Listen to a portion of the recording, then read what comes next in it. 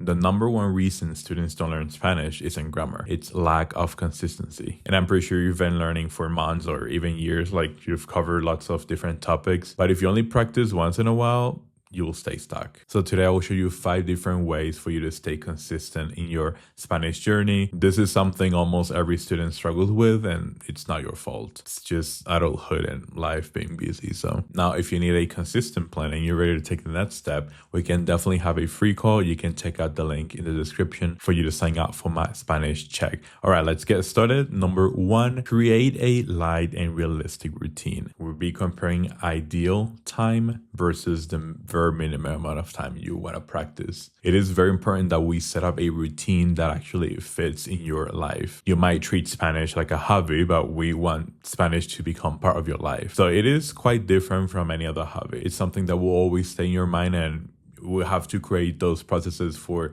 your brain to switch over to Spanish. And we do that by creating a realistic routine. Let's start by setting an ideal amount of time you want to practice for. I don't know, it might be 30 minutes a day. You can definitely do more, but 30 minutes a day is great enough. You can definitely do lots of things during that time. And I mean, this includes interactions with native speakers, listening to a podcast, watching YouTube videos for learning, like the one you're watching right now. You might have a tutor, you might have a book that you're following for grammar structures and all that. But it is very important to set that ideal amount of time that you can realistically practice for, but also creating a minimum amount of time for practicing. And setting that minimum amount of time is not something we should ignore. It is actually more important than the ideal time, because what happens if you're busy? You're not gonna do your Spanish studying. You have to let your brain know about Spanish existence. So it is very important for you to set a minimum amount of time. So I just give you an example of about 30 minutes, let's say, for your ideal time,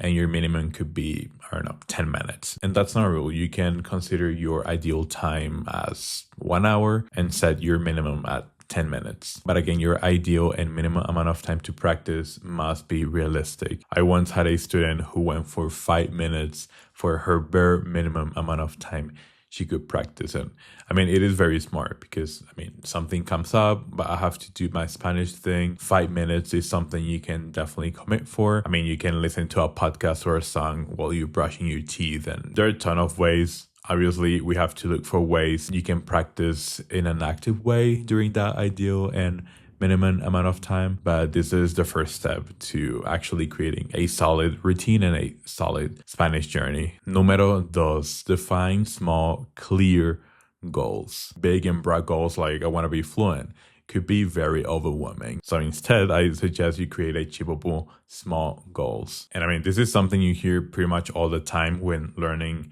any skills. This is not only for learning languages, but one of the main frustrations for most students is the fact that it is very hard for you to measure progress when learning a language.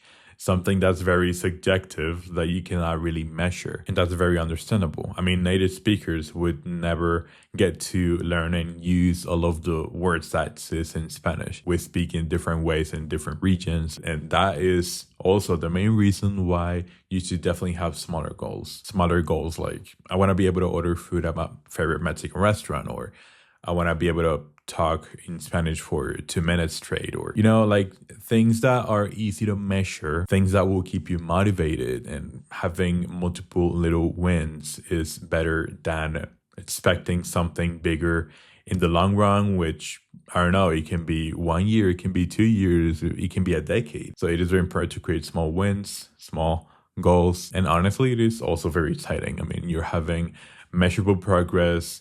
You can definitely tell where you're standing at in your Spanish journey, and also knowing how capable you are of saying things in Spanish or understanding people in Spanish.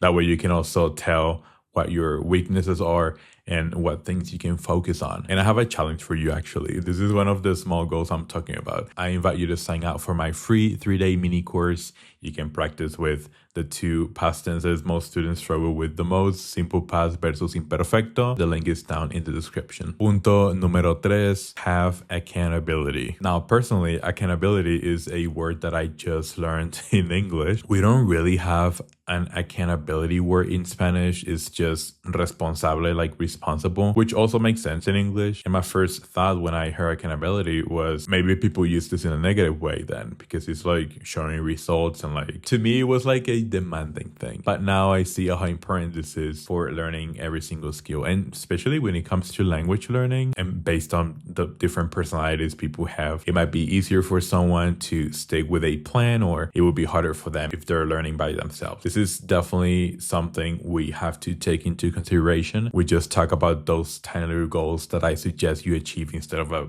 bigger goal. But who's gonna create those goals? Whether it's a teacher, tutor, learning partner, or even a friend, it is way easier and way more realistic for lots of people to commit to learning a second language. You're much more likely to show up in your sessions or even studying by yourself. Like if you have to show progress, other people will notice that progress. You have to also be honest with them. Like, okay, I didn't learn at all, but I still practice during my bare minimum amount of time that I just set up when creating my Spanish routine. So that's something you definitely have to prioritize. I mean, some people are stuck for months, like half a year, and the Spanish still sounds the same. You can definitely check out my video about how to solve this issue for people who feel stuck in Espanol. But yeah, having accountability is one of the things that you cannot miss. And if you want to have more accountability, and if you're ready to take Spanish to the next step, I invite you to book a free session with me. We can discuss your Spanish journey so far, your goals with Spanish, and I can show you my program for you to have more natural conversations and also gain more confidence in your second language. The link is down below. You can definitely book a spot. Take a look at my availability. I'm really looking forward to meeting you. Número 4, practice with things you actually enjoy and add Spanish to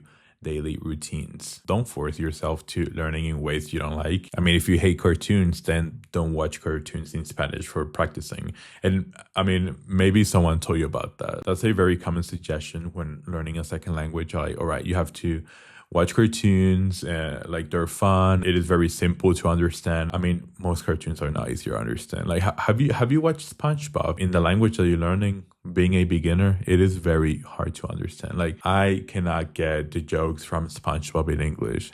Definitivamente no puedo. So yeah, don't watch cartoons just because someone told you it helps. Unless you are definitely interested in it, or you have watched that cartoon in the past and you like it, you will definitely be able to understand, and it will be very helpful. And that was just an example, but there are plenty, like practicing with music.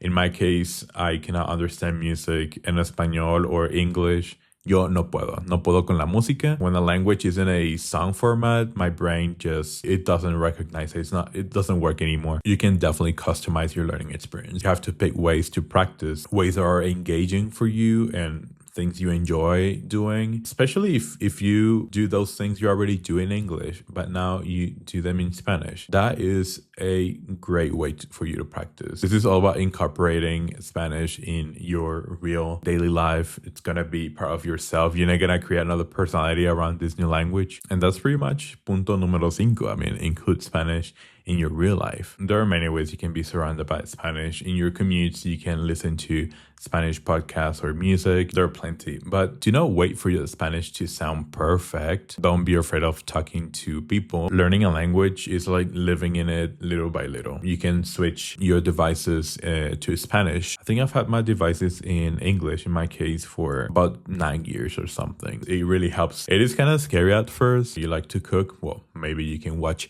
recipes in Spanish, or maybe you don't want to watch like the whole 8-minute recipe, but you can start watching more recipes in Spanish on TikTok or Instagram Reels and create your own algorithm that will push you Spanish content. And that's just another example. And one of the ways I do practice my English, this is something I ask every single student. Who do you live with? Do you live with your partner? You live alone, with roommates? Because a lot of people like myself, we like to speak out loud and share our ideas to ourselves out loud, or using our inner voice. And if you can do that in Spanish, that is another way for you to practice. Please let me know if you're struggling with being consistent with your Spanish, and if you still need to add any of these ways to your learning routines. Or if you don't have a routine, please let me know what's your ideal amount of time you want to practice for, and also the bare minimum amount of time you have to practice your Spanish. And if you have studied Spanish in the past but you are not fluent and you need more confidence, you can definitely book a free call with me. Let's meet. I want to meet you in person, well, on Zoom, and we can definitely discuss about your future goals with Spanish. The link is down in the description. Muchas gracias. I suggest you watch this video now if you feel stuck with Spanish, and I'll see you in the next one. Adios, nos vemos.